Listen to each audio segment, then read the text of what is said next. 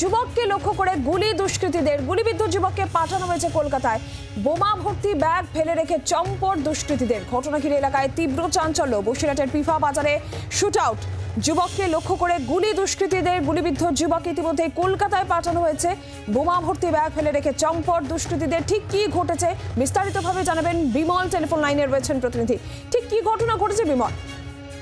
নিরঞ্জনা, ঠিক 8টার সময় বসিরহাটে পিফা বাসতলা যে বাজার, ভরা বাজার, সেই সময় এক যুবক, নাম হলো আলকাপ আলী মালি, 35 বছর বয়স। সে যখন জেরক্স করতে এসেছিল তখন ওখানকার প্রত্যক্ষদর্শীরা জানাচ্ছে মোটরসাইকেল করে দুই ব্যক্তি, আরো কয়েকজন ছিল কিনা সেটা বলা যাচ্ছে না। রাতের অন্ধকার সেই সময় আশপাশে, তুমি জানো এলাকাটা পঞ্চায়েত এলাকা, গ্রাম্য এলাকা।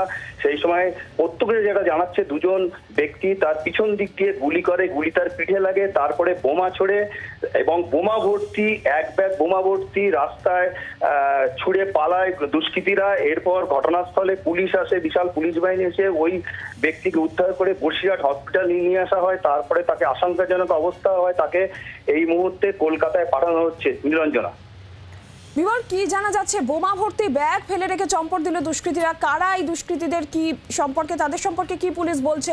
এত বোমা কেন মজুত করা হয়েছিল? কি উদ্দেশ্য ছিল দুষ্কৃতীদের? কি জানা যাচ্ছে, পুলিশ কি বলছে?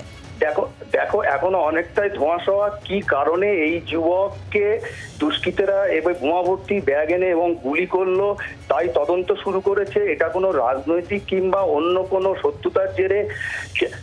এখানেই প্রশ্ন যে একজনকে গুলি করতে আসলে ব্যাগ ভর্তি বোমা, এবং সেই বোমা দেখা যাচ্ছে রাস্তায় ছড়িয়ে পড়ে রয়েছে, এবং এক ব্যাগ ভর্তি বোমা সেটাও পুলিশ উদ্ধার করেছে।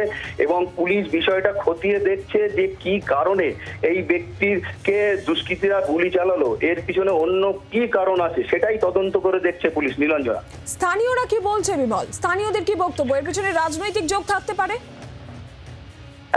স্থানীয়রা এই ব্যাপারে কিছু বলতে চাইছে না। যেখানে একজন স্থানীয় বাসিন্দা প্রত্যক্ষদর্শী, তিনি বলেন যে দুজন এসেছিল এবং তাকে লক্ষ্য করে গুলি চালায়, এবং আশপাশের লোকজন যখন দেখতে পায় তখন দুষ্কৃতীরা ভয়ে ওই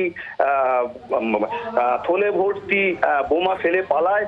এর পিছনে কোনো রাজনৈতিক কিংবা অন্য কোনো কারণ আছে কিনা সেটাও তারা বুঝতে পারছে না। কিন্তু এই যে সামনেই তোমার ভোট নির্বাচন চলে গেল, তারপরে কিন্তু এলাকায় কোনো রকম অশান্তি খবরও পাওয়া যায়নি। এই বিষয়টা নিয়ে এটা কোনো পুরনো শত্রুতা না ও কোনো রাজনৈতিক দলের সঙ্গে যুক্ত, সেটাই এখন প্রশ্ন। বিমল, এই যুবক, তার কোনো রাজনৈতিক পরিচয়, আর এই যুবকের পরিবার, তাদের কোনো বক্তব্য কি এসেছে? এখনো পর্যন্ত পরিবারের সঙ্গে কথা বলতে পারা যায়নি, কারণ এখন অনেক রাত হয়ে গিয়েছে।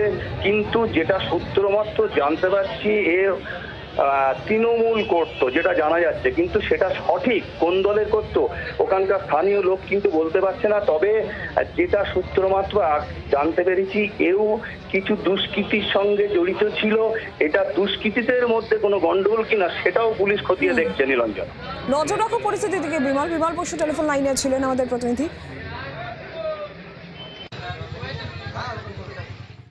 মোটরসাইকেল করে এসে সামনে গাড়ি রেখেছে, একজন হেঁটে এসে ভিতরে আলকাপ বলে একটা ছেলে জেরক্স করছিল, তাকে গুলি করে মোটরসাইকেল উঠে বেরিয়ে গেছে। যাওয়ার সময়